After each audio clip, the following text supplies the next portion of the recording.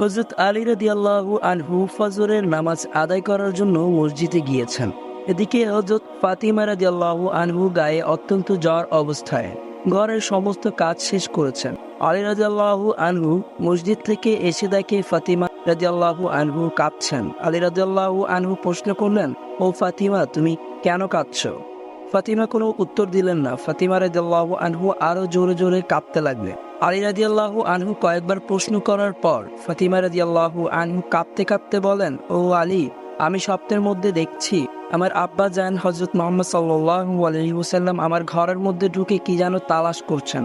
ঘর থেকে বাইরে হওয়ার সময় আমি পিছন থেকে আমার আব্বাজানকে ডাক দিলাম, ও আব্বাজান, আপনি কি তালাশ করছেন? আব্বাজান মুহাম্মদ সাল্লাল্লাহু আলাইহি ওয়াসাল্লাম বলছেন, ও আমার ফাতিমা, আমি তো তোমাকে তালাশ করতেছি তোমাকে নিয়ে যাওয়ার জন্য। আরো বললেন, ও আমার ফাতিমা, আজকে তো তুমি রোজা রাখবে, সাহারি করবা আলীর দস্তরখানায়, আর ইফতার করবা আমি আব্বাজানের দস্তরখানায়। আলী রাদিয়াল্লাহু আনহু এই স্বপ্ন শোনার পর দুজনের বুঝতে বাকি থাকলো না যে ফাতিমা আজকেই ইন্তেকাল করবেন।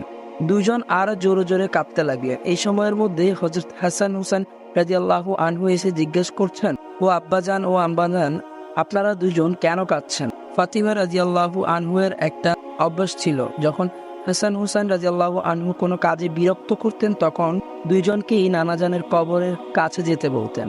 আজকেও ফাতিমা বলেন, তোমরা দুই ভাই এখন নানার কবরের ওখানে চলে যাও।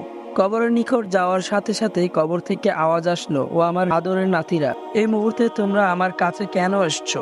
আমার কাছে তো সবসময় আসতে পারবা, এখন যাও, গিয়ে মায়ের চেহারার দিকে তাকিয়ে থাকো, আজকের পরে তোমাদের মাকে আর পাবে না। এই কথা শোনার পরে দুই ভাই কাঁদতেছে আর দৌড়াতে দৌড়াতে আম্মার নিকট চলে গেলেন। গিয়ে আম্মাকে বললেন যে, তোমরা দুজন কেন কাঁদছো আমরা বুঝেছি, নানাজান আমাদেরকে বলে দিয়েছেন আজকের দিনটা তোমার জন্য শেষ দিন। নানাজান তোমার চেহারার দিকে তাকিয়ে থাকার জন্য আমাদেরকে আদেশ দিয়েছেন।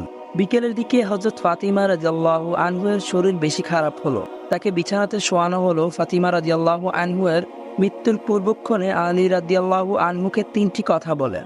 তার মধ্যে এক নাম্বার হলো, ও আলী, যেদিন থেকে আমি আপনার ঘরে এসেছি ওই দিন থেকে নিয়ে আজ পর্যন্ত আপনাকে অনেক কষ্ট দিয়েছি।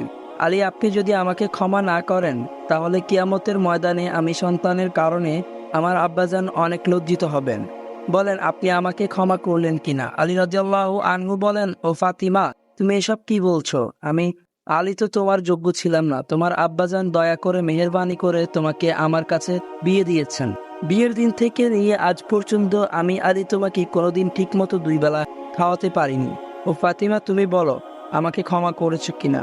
তুমি যদি আমাকে ক্ষমা না করো তাহলে আমাকেও কিয়ামতের দিন কঠিন শাস্তি ভোগ করতে হবে। নাম্বার 2, ও আলী, আপনার সাথে আমার দ্বিতীয় কথা হলো, আমি মারা যাওয়ার পরে আপনি বিয়ে করে নেবেন।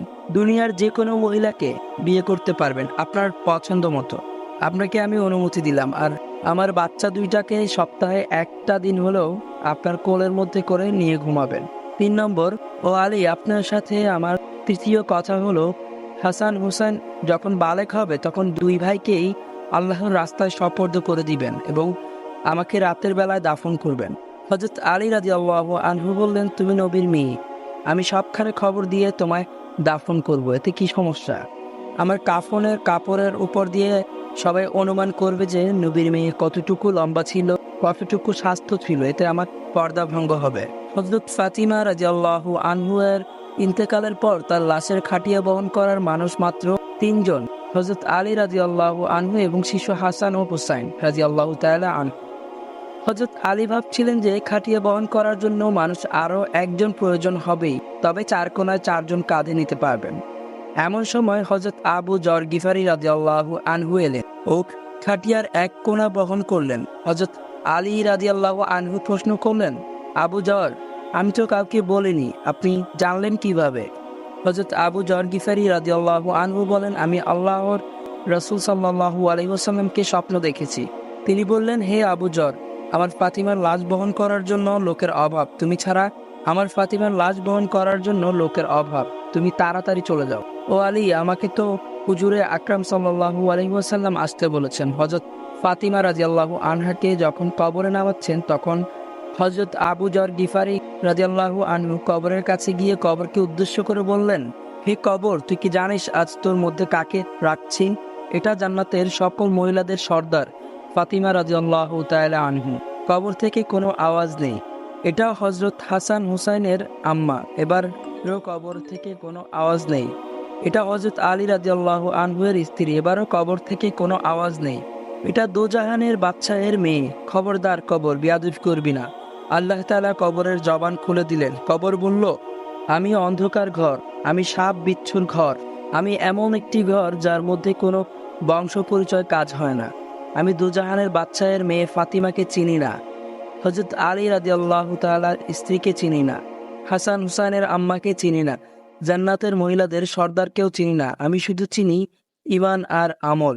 আমার মধ্যে যদি কেউ ভালো আমল নিয়ে আসে তাহলে আমি কবর তাকে জান্নাতের বিছানা বিছিয়ে দিব। আর যদি কেউ খারাপ আমল নিয়ে আসে তাহলে আমি কবর দুদিক থেকে এমন জোরে চাপা দিব, হাড় মাংস মিশে একত্রিত হয়ে যাবে। আমার মুসলমান ভাই ও বোনদের উদ্দেশ্য করে বলছি, একটু চিন্তা করে দেখুন, যদি নবী সাল্লাল্লাহু আলাইহি ওয়াসাল্লামের আদরের মেয়ে ফাতিমা, যাকে জান্নাতের সর্দারনি বলা হয়েছে, তার জন্য কবর এমন কথা বলতে পারে, তাহলে আমাদের কি অবস্থা হবে? বুঝতে পারছেন কিসের আশায়, কি চিন্তা করে আল্লাহর হুকুম থেকে এত গাফেল ভুলে আছি।